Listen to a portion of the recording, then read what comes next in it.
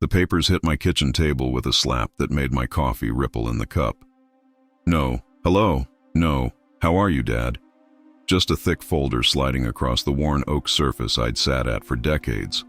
Sign here, Matthew said, tapping the first page with his index finger. Amber didn't even glance at me. She was perched on the chair like a queen on a throne, scrolling her phone, murmuring to herself about white quartz counters and double walk-in closets. What's this? I asked, though the bold print screamed it clearly enough. Mortgage agreement. $480,000, Matthew said, like he was telling me the price of a loaf of bread. It's time to help us, Dad. You've saved enough. You don't need all that money sitting in the bank. I leaned back in my chair, studying him. My son, the boy I'd taught to ride a bike to change his own oil, now sat across from me, his jaw tight, eyes cold. Amber finally looked up, smiling in a way that didn't reach her eyes. "Isn't it perfect for starting our family?" she asked, as though I'd been part of the planning all along. "What exactly are you asking me to do?" "Co-sign," Matthew said. "With your credit score, we can get approved today. We move in next month." The casual certainty in his voice felt like a shove. "You make what between you?" I asked. Amber waved a manicured hand dismissively. "Enough. But this is about family helping family, Thomas." I picked up the top sheet. Their combined income, $76,000 a year. Monthly mortgage payment, $4,600. "What bank approved this?" "That's not the point," Matthew said, jaw tightening. "It is the point," I replied. I slid the papers back across the table. The answer's no. Silence, sharp as a snapped cable. Amber's phone hit the table with a clatter. "Excuse me? No, I won't tie my name to a house you can't afford." Matthew's face flushed a deep red. "After everything we've done for you?" "What have you done for me, exactly?"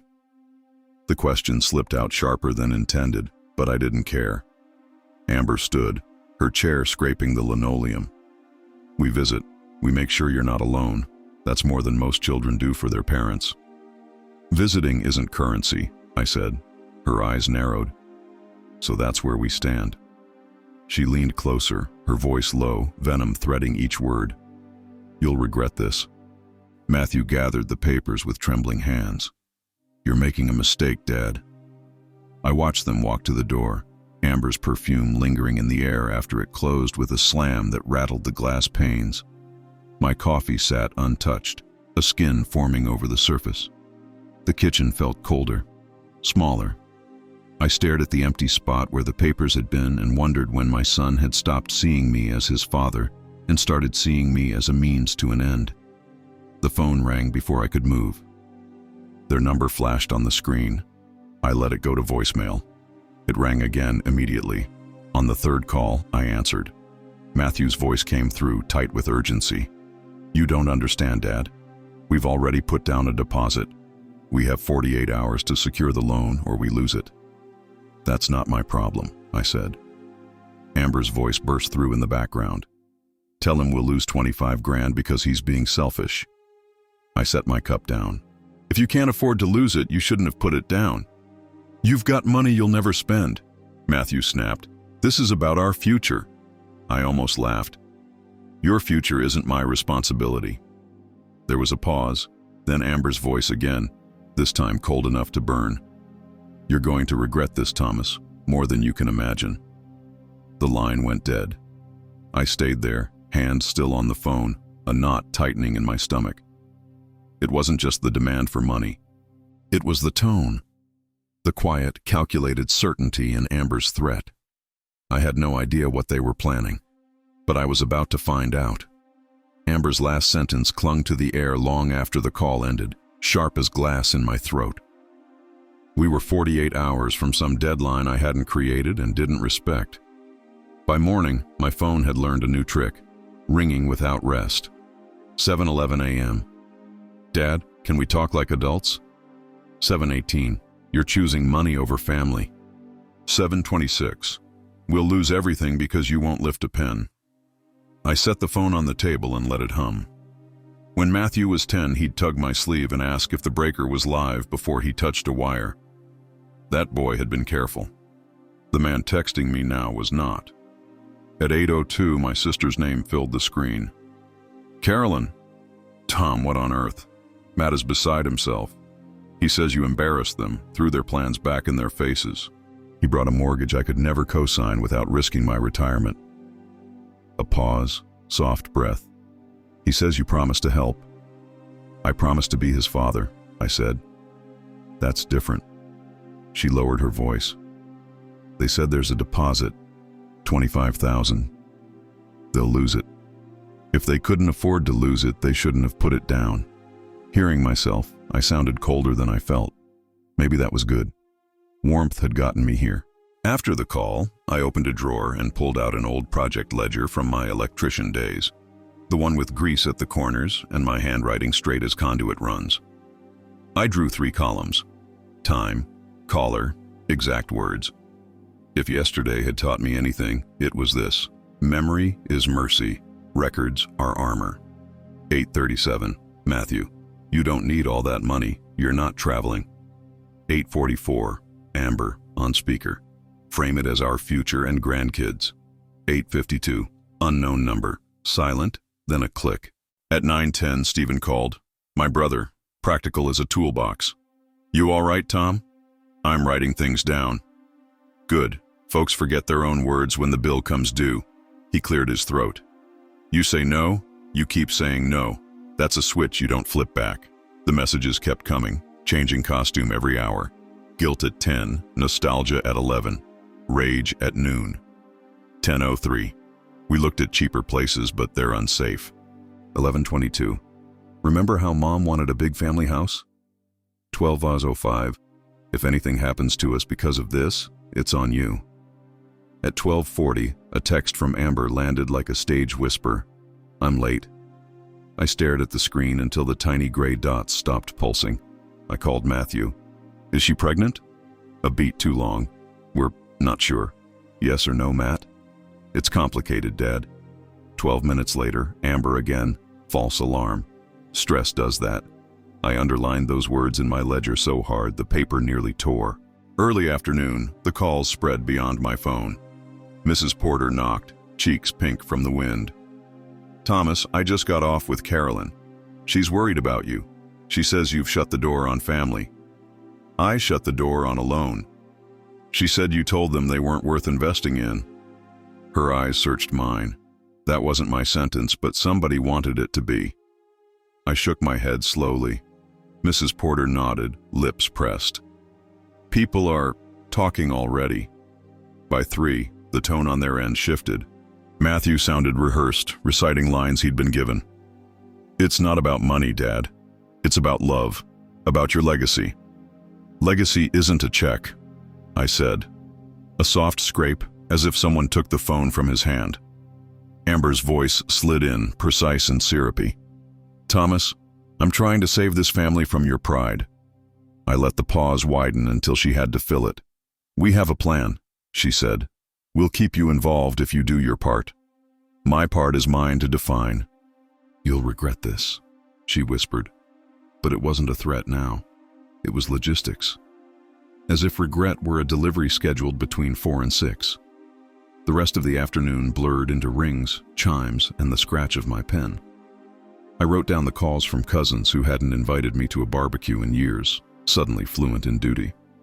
I wrote down the voicemail where Matthew said, almost boyish, Please, Dad, and the next one where he sounded like a stranger. We deserve this. I wrote down how my hands didn't shake. At dusk, the day cooled and the house breathed again. I stepped onto the porch. The maple at the curb rustled like an old friend leaning close. Somewhere down the block, a dog barked at nothing or everything. My phone buzzed on the rail. I let it. Inside the answering machine, yes, I still have one, clicked and whirred. Voices stacked themselves like lumber. When I came back in, I pressed play and heard what I hadn't been meant to hear.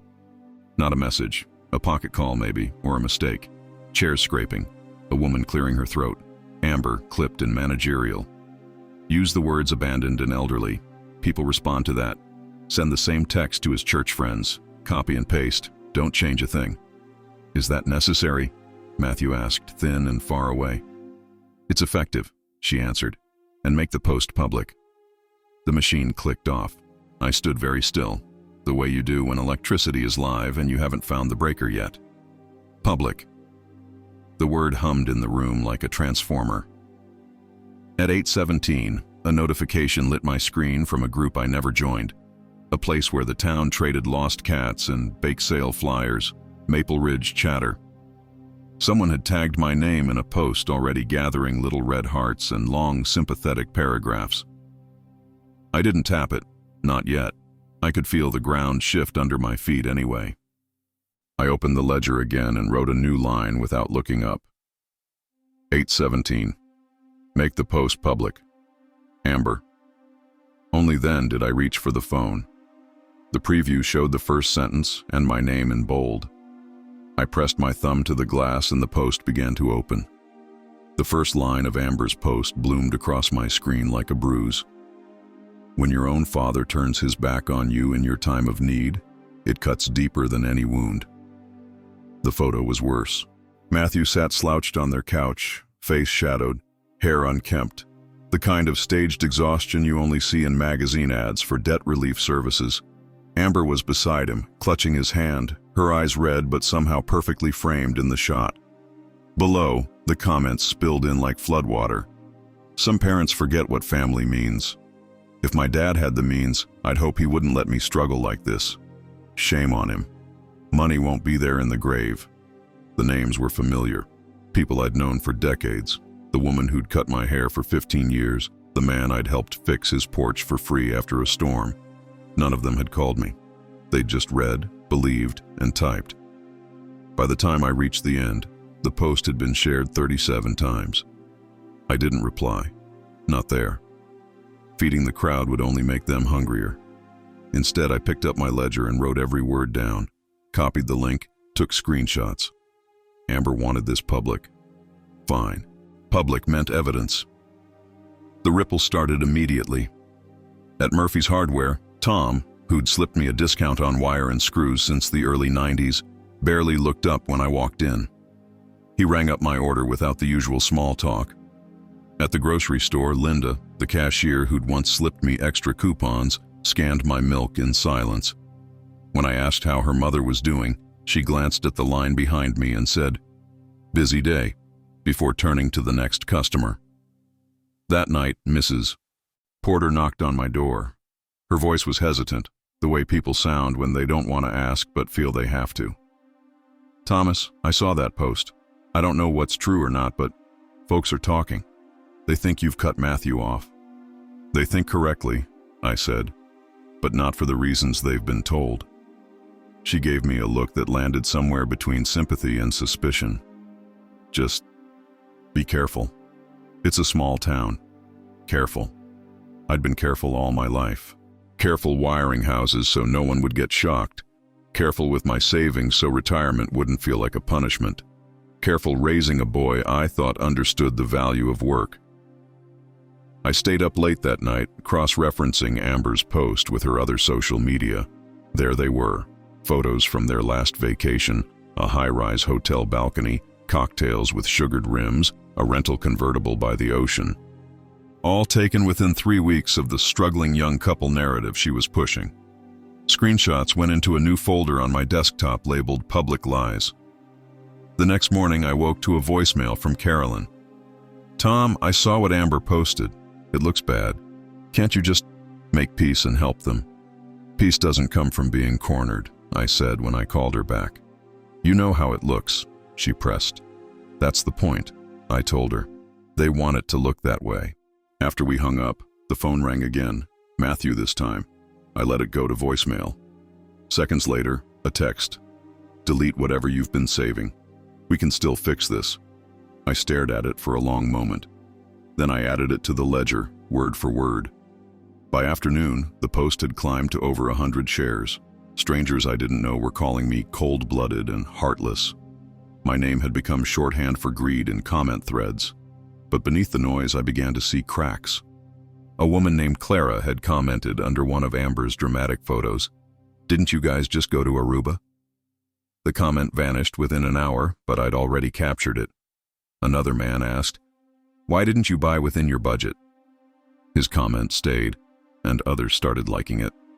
They weren't many yet, but the shift had started. Not everyone was swallowing the story whole. I kept scrolling until I found something that made me pause. It wasn't a post. It was a public event on the community board for the following week. Fundraiser dinner for Matthew and Amber Reed, hosted at the church fellowship hall. My church. The RSVP list was already growing. I closed my laptop and sat very still. This wasn't just about Facebook anymore. They were moving into real-world pressure. People would gather, eat, hear only one version of the truth, and probably open their wallets. I reached for the phone to call Linda Graves, but before I could dial, another notification flashed at the top of my screen. Amber again. If you won't help us privately, we'll make sure everyone knows who you really are. I knew then the fundraiser wasn't the end of their plan. It was just the beginning. Amber's text sat there glowing on my screen like a dare. I didn't answer.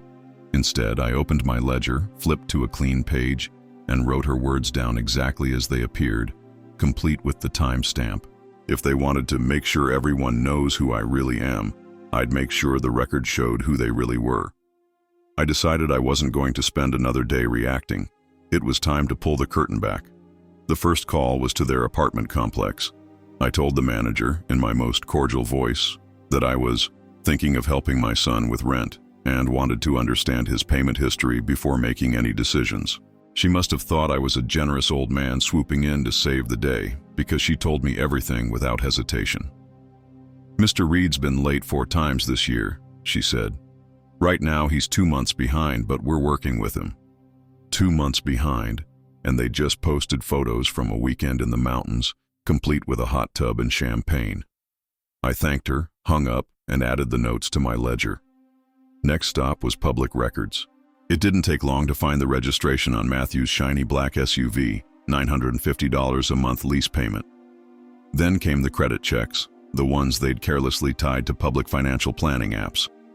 One glance at the balances made my stomach turn. $52,000 in credit card debt, spread across 6 cards, each carrying interest rates that would make a loan shark blush.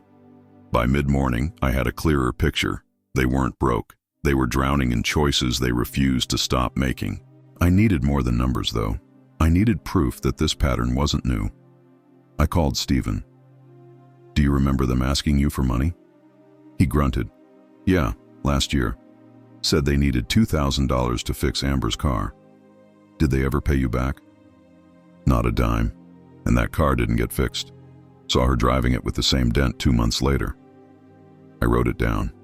Stephen wasn't the only one.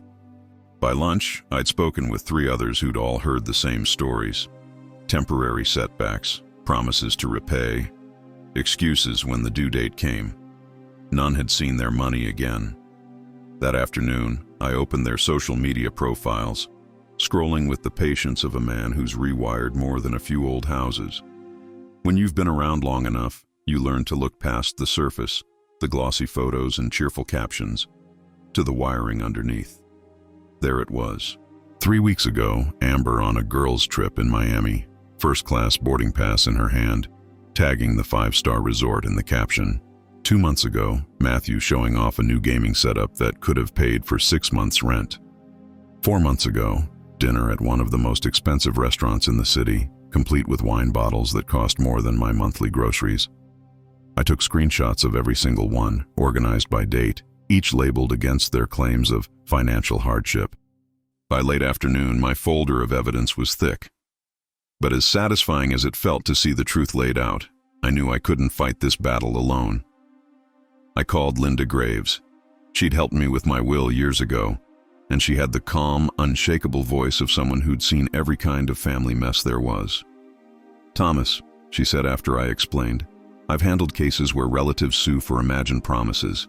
They twist conversations, make it sound like an agreement. You need to document everything. Calls, messages, visits. And you need to record them if your state allows it." "It does," I said. "Good. Keep your voice calm when you talk to them. Let them speak. They'll reveal more than they think." I looked at the folder of screenshots, the growing pages of my ledger. "They already have." "Then," she said, "you're halfway to winning." Her confidence steadied me, but it also sharpened my focus. I wasn't just defending my savings anymore. I was defending the truth against a story they were building one calculated sentence at a time. That evening, the phone rang again. This time, I hit record before answering. Matthew's voice was smoother than yesterday, like he'd been coached. "Dad, let's be reasonable. We don't have to make this ugly." "What do you want from me, Matt?" "Just co-sign the loan. It's not a gift, it's an investment. You'll get it back." "With what?" A pause, then Amber in the background. "Tell him about the fundraiser." My grip tightened on the phone. "What fundraiser?" Matthew hesitated. "It's just something the church is doing to help us with the deposit." My heart sank. My church, my neighbors, they were already in the crosshairs, whether they knew it or not. I let the silence stretch until Matthew said, "Dad, you there?" "Yes," I said, "I'm here." But I didn't tell him what I was thinking. Not yet, because I needed to see exactly how far they were willing to go. The fundraiser wasn't just a way to raise money. It was bait, a stage for Amber to deliver her performance to an audience that already wanted to believe her. I knew if I confronted them there, I'd be the villain in real time. So I decided I'd attend, quietly. Before that night came, I spent the next 3 days doing what I do best, preparing. Every photo, every receipt, every text was printed in triplicate. My ledger had grown thick, the pages filled with lines so straight they could have been drawn with a ruler. On the 4th morning, my phone buzzed. "Matthew." I tapped record before I answered. "Dad," he started, his voice deliberately warm. "Amber and I have been thinking we might have come on too strong before."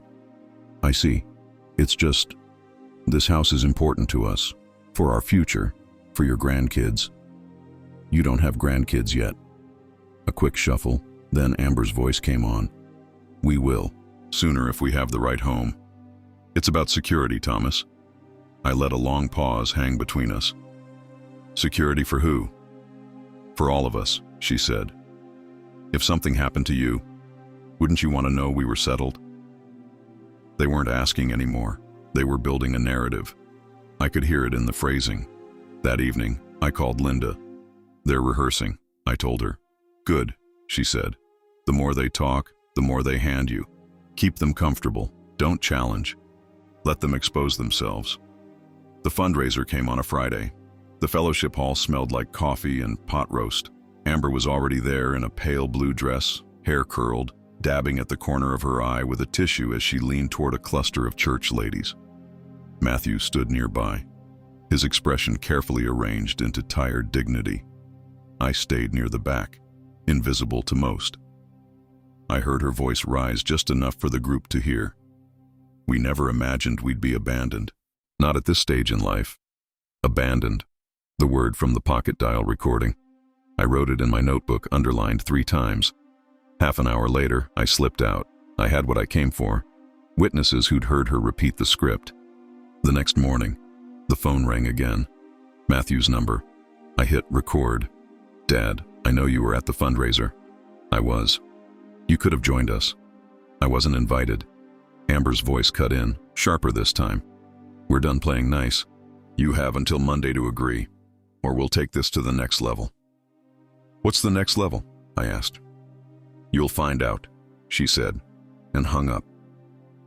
I sat there in my kitchen, the clock ticking in the silence, wondering just how far the next level would go, and whether they realized the trap they were already walking into. The next level arrived on Tuesday morning in the form of a uniformed courier holding a thick envelope with Brennan and Cole, attorneys at law, printed across the top. I signed for it, my hand steady, though my pulse was not. At the kitchen table, I slid a letter opener along the seam and tipped the papers into the light. The first page screamed in bold, "Plaintiffs, Matthew Reed and Amber Reed, defendant, Thomas Reed. Amount demanded, $480,000 plus damages and attorney's fees." The accusations read like a story I'd never lived, that I'd made repeated verbal promises to help them buy a home, that I'd created reasonable expectations of financial support, that my sudden refusal had caused them severe emotional and financial distress. The most poisonous line was buried halfway through. Defendant's refusal may be the result of age-related cognitive decline, impairing his ability to recall promises made to family. I set the papers down, jaw tightening. They weren't just after my savings. They were after my credibility, my name. By 10 o'clock, I was in Linda Graves' office. She scanned the complaint without a flicker of surprise. "They're hitting every angle," she said finally. "Breach of oral contract, promissory estoppel, emotional distress, and they're hinting you're not mentally fit." I let out a sharp breath. Mental decline? I can still wire a house with my eyes closed. They know that. This isn't about truth. It's about leverage. They want you scared enough to settle. "What do we do?" She pulled a yellow legal pad closer. "First, we respond formally, deny every claim, then we go on offense. Counterclaims for defamation, harassment, and abuse of process. And, Thomas," she looked me dead in the eye, "we use every scrap of evidence you've been collecting." I slid my binder across her desk. Every call, every text, every post, dated and backed up. Her eyebrows lifted. "This is better than most law enforcement case files I've seen." We spent hours building a timeline. Dates of their luxury trips aligned perfectly with their claims of financial desperation. Screenshots of Amber's staged photos sat beside receipts for high-end restaurants. My recordings caught them admitting they saw my savings as their future, and that family owes family. "They're walking into a trap," Linda said, smiling for the first time. "If they push this, everything they've tried to hide becomes public record." That night, I sat at my desk, flipping through the stack of evidence. The anger I'd felt when they first asked me for money had cooled into something sharper, cleaner. This wasn't about family drama anymore. It was about truth, and the principle that no one, not even my own son, would bully me out of what I'd earned. At 8:13 p.m., my phone rang. Matthew's voice came through, lower than usual, as if he were speaking in a crowded room. "Dad, we can still make this go away. Meet us tomorrow, sign the papers, and we'll withdraw the case." I didn't answer right away. I just let the recorder capture the faint sound of Amber in the background, whispering, "Don't give him time to think." Finally, I said, "I'll think about it." But what I was really thinking was how tomorrow's meeting might be the moment their entire case began to crumble. I arrived at the meeting 15 minutes early, not because I was eager, but because I wanted to see them walk in. Control starts with watching who's comfortable and who's not. They came through the glass doors together, Amber in a tailored black dress, Matthew in a suit I'd never seen him wear. They looked like people auditioning for a role, the wronged young couple. Their attorney, Brennan, was slick in every sense. Perfect hair, silver cufflinks, leather briefcase. He smiled like he already owned the outcome. "Mr. Reed," he said, offering a handshake I ignored. We sat in a conference room with too much glass and too little warmth. Brennan started in immediately. "This doesn't have to get ugly. My clients simply want you to honor commitments you've made to them." "I've made no such commitments," I said evenly. "That's not how they recall it," Brennan replied, leaning back as though memory were a binding contract. Linda slid a thin folder across the table. "Your Honor," she stopped herself, correcting. "Mr. Brennan, perhaps you should see what we have before you get too deep into your script." Inside the folder, the first batch of recordings. Amber's voice saying, "It's your duty as a parent to provide." Matthew admitting, "You've got all this money just sitting there. Who else is it going to go to?" Brennan's smile twitched. "These could be taken out of context." Linda didn't blink. "Then let's add the context." She reached into her briefcase and placed down printed screenshots. Amber in Miami, Matthew's new gaming setup, dinner receipts from restaurants where one entree cost more than my weekly groceries. Each page had a date stamp that lined up neatly with their claims of struggling to make ends meet. Brennan flipped through them faster now, his confidence thinning. "That's social media," Amber cut in. "It doesn't tell the whole story." "Then maybe you can explain," Linda said, "how someone 2 months behind on rent can afford first-class flights and luxury hotels." Matthew shifted in his seat, eyes darting between Amber and Brennan. I stayed silent, letting the evidence do the talking. Brennan closed the folder. This changes nothing. We have witnesses who will testify to verbal promises. Linda smiled without showing her teeth.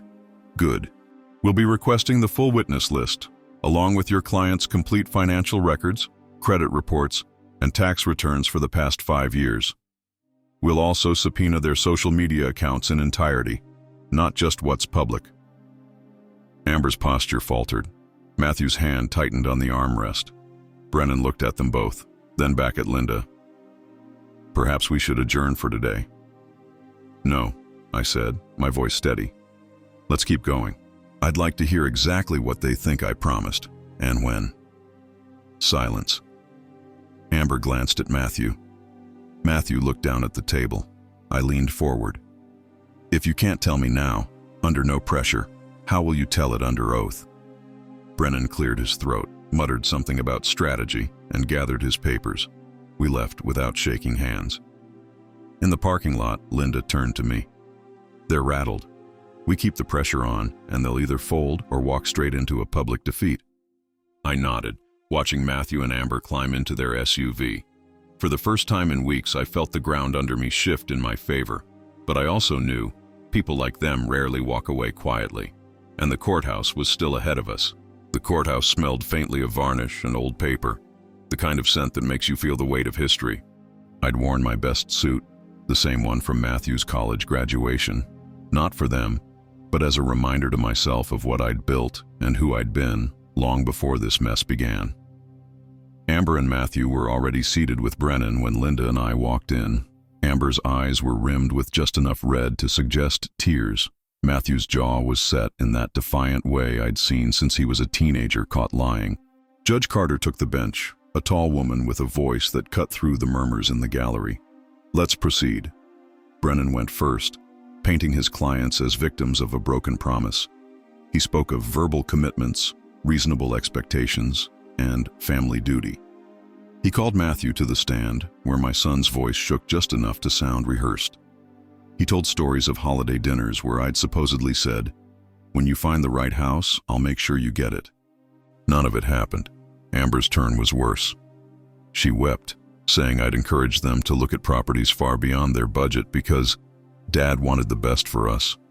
She claimed I'd boasted about having more money than I could ever spend. Linda didn't rush. When she stood, she moved deliberately, laying out our evidence piece by piece. The recordings came first, Matthew admitting they saw my savings as their future, Amber stating it was my duty to pay. The screenshots followed. Trips, luxury purchases, timestamps aligned with claims of hardship. Each exhibit landed like a hammer. Then came the timeline of debts, rent arrears, maxed credit cards, the SUV lease. Linda showed how every plea for help was paired with frivolous spending. When she finished, the judge leaned forward. "Mr. Brennan, do you have any written proof of this alleged promise?" Brennan hesitated. "Your Honor, verbal." "I didn't ask about verbal. Do you have written proof?" "No, Your Honor." The judge's tone hardened. This court finds the plaintiff's claims not only without merit but indicative of a deliberate attempt to defraud the defendant. Amber's face drained of color. Matthew stared at the table. Judge Carter continued, her voice like steel. "The case is dismissed with prejudice. The plaintiffs are ordered to pay the defendant's legal fees in full, plus punitive damages of $15,000. A restraining order will be issued effective immediately." Brennan tried to speak. She cut him off. "Furthermore, this matter will be referred to the district attorney for possible perjury charges. Lying under oath is not tolerated in my courtroom." The gavel fell. It was over. Outside, the air felt different, lighter, sharper. Reporters hovered, but I said only, "Justice was served, that's all." In the weeks that followed, the fallout hit them hard. The SUV disappeared from their driveway. The house they'd tried to buy never saw their names on the deed. Word spread fast. People who'd once shared Amber's posts now avoided her in public. I learned through mutual acquaintances that they'd moved in with Amber's parents 3 states away. Matthew had lost his job. "Conduct unbecoming" was the phrase his boss used. The perjury investigation hung over them like a storm cloud. I didn't gloat. I tended my garden, repaired a loose gate hinge, and enjoyed my coffee without the phone ringing off the hook. One afternoon, Mrs. Porter stopped by with a pie. "I'm glad the truth came out," she said. "You handled it with more dignity than most could." I thanked her, though part of me wondered if dignity was just another word for keeping the anger from showing. Because while the court had ended the fight, I knew this. What they'd tried to do had changed something in me. A line had been crossed that could never be uncrossed, and if they ever stepped over it again, I'd be ready, ledger open, pen in hand. If this story moved you in any way, don't forget to hit the like button, leave a comment below, I read every single one, and subscribe for more powerful stories like this. Your support helps us keep sharing voices that deserve to be heard.